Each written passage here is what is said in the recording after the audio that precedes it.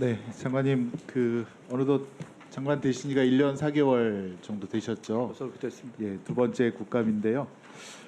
우선 오늘 업무 현황 보고 하셨는데 반가운 것은 범죄자 불법 수익, 범죄 불법 수익에 대해서 5배 이상 환수를 했다라고 하는 것에 대해서 되게 반가웠고요. 왜냐하면 고맙습니다. 지난번에 장관께 제가 그 부분을 좀 이렇게 말씀을 드렸는데 사실 범죄 수사만큼이나 어려운 게 불법 수익 환수하는 건데 그거는 되게 잘 하셨고, 그다음에 하나 또 아쉬운 거는 벌금과 관련된 사면. 예전에 제가 장관님께 부분 사면이라는 제도도 있다. 김대중 대통령 시절 김현철 씨를 사면해 줬을 때 벌금은 제외하고 할 수 있는 사면. 그래서 예컨대 이제 부정부패로 불법 수익을 얻는 기업인이라든가 그런 사람들에 대해서는 벌금을 제외한 사면도 고려해달라 이런 말씀을 드린 적이 있는데요. 앞으로도 이제 하실 때 이 부분 사면을 좀 염두에 두시고 사면을 갖다가 결정해 주셨으면 좋겠다. 제가 아까 답변 드린 것처럼 이번에 사면에 있어서는 벌금 미납의 경우에는 사면 대상에 아예 포함시키지 않았다는 말씀드립니다. 이번 사면만 그렇고 과거도 그렇습니다. 과거에 최근에 있어서 과거에도 벌금 없었나요? 사면은 2번 정도입니다.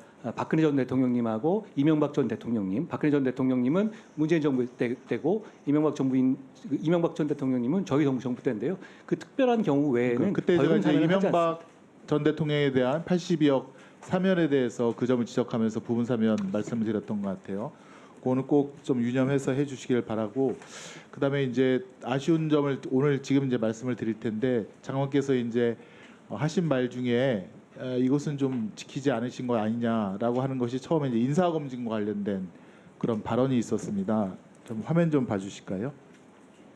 2022년 7월 28일 우리 국회에서 장관께서 이제 법무부에 인사정보관리단 설치할 때 민주당 의원들께서 우려라든가 걱정을 많이 했는데 장관께서 이에 대해서 이렇게 말씀하셨습니다. 이제 제가 인사검증을 가지고 1차적으로 해서 올렸지만 인사권자께서 여러 가지 고려를 그래서 임명을 했을 때 나중에 문제가 생겼을 때도 역시 제가 비난받지 않겠습니까? 그렇게 말씀하셨고, 임명권자 이 사람이 잘못한 겁니다 이렇게 말할 수 있는 것도 아니고 저는 오롯이 그냥 욕을 먹어야 되는 상황이고, 더 심할 경우에는 국민적인 지탄이 커지면 제가 다른 종류의 책임을 져야 될 상황도 생기지 않겠습니까? 그 말씀을 하셨어요.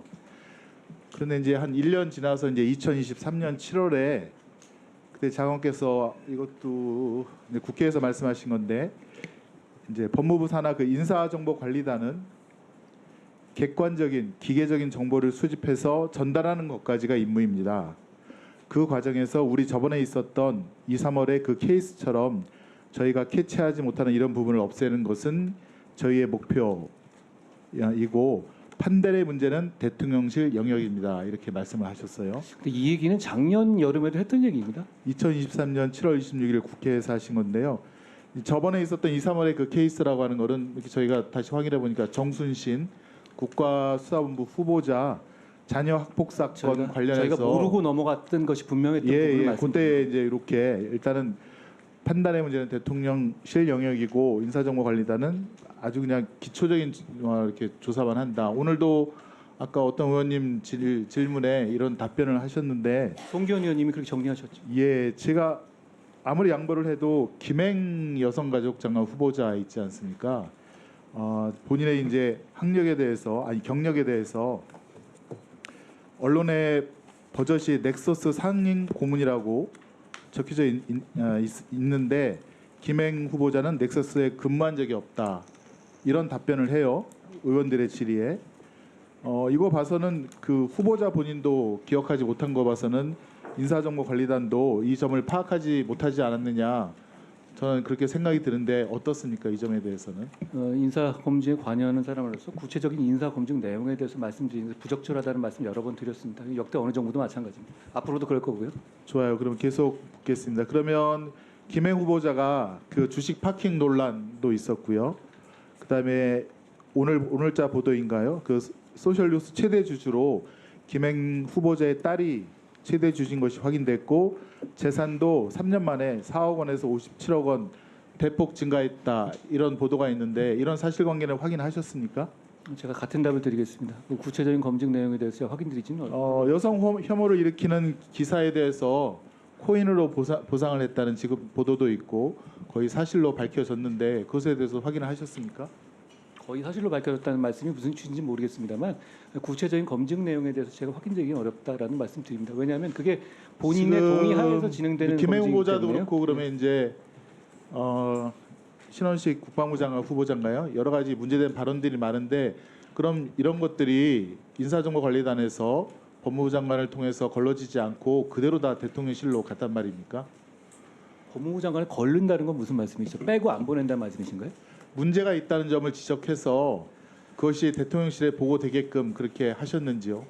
어쨌든 구체적인 검증 내용이 뭐 어떻게 됐는지 설명드릴 수는 없습니다만 저희가 객관적인 프로토콜에 따라서 기계적 검증을 해서 자료 수집을 해서 보낸다 이런 말씀 드립니다.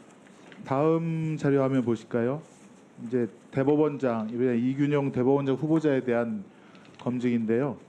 제가 2022년 국회에서 장관께 질의했을 때 대법관은 인사 검증 대상이 아니다. 법무부는 안 하겠다라고 말씀하셨고 헌법재판관에 대해서 물었더니 이제 장관께서 첫째로 저희 입장에서는 대통령실에서 의뢰하는 경우에 한해서 검증을 한다 이렇게 말씀하셨어요. 정확한 그리고 답변인데요. 예 아까도 대법원장은 대통령께서 직접 임명하니까 인사 검증을 한 것으로 이렇게 답변을 하셨고요.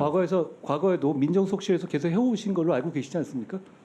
아니 답변을 주세요. 그래서 답변 제가 답변 법무부 드렸죠. 장관 인사정보관리단에서 대법원장은 기초적인 검증을 했다고 말씀을 아까 하신 거로 기억이 되는데 맞습니까? 사법부의 제청이 아니니까 행정부에서 지명하는 것이고 제청 절차가 없습니다. 그렇기 때문에 그럼 당연히 이건 어떻게 행정부의 저 아까 맨 처음에 예. 아까 책임을 지시거나 욕을 먹어도 제가 먹을 것 같습니다라고 하셨는데 이것에 대해서 그럼 어떻게 말씀하시겠습니까?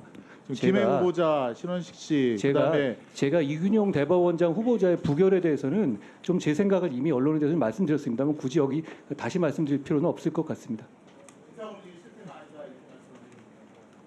저는 입맛에 맞는 사법부를 구성하기 위한 당락적 결정이었다고 생각합니다. 그렇기 때문에 국민에게 큰 피해를 주고 사법 공백을 일으킨 것에 대해서 유감스럽게 생각합니다.